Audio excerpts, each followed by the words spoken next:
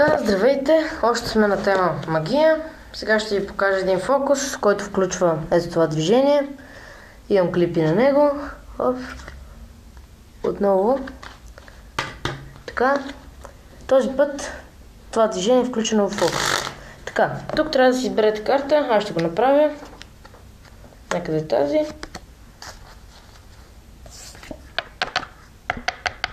Така. И аз се виждам, няма значение. Седмица купа. Слагам една отгоре. Цепя.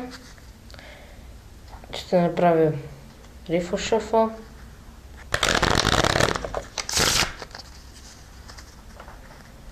Ще цепя и така, ако трябва. След тая. Така. Имам картите. И тук ще ви покажа като помахам само с ръката. Хоп! Съжалявам, изпуснах я. Така, когато помахам с ръката, вашата карта е тук. Така, сега ще ви науча на този фокус. Много е лесен. Избирате си една карта. Тази да речем дама каро.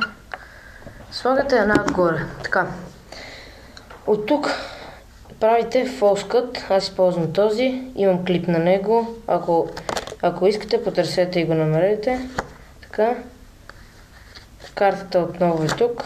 Това е false cut се нарича.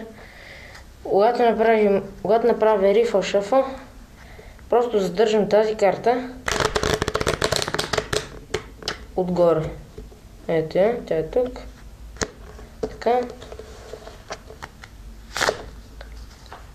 И когато започна да говоря с вас, просто хващам картата така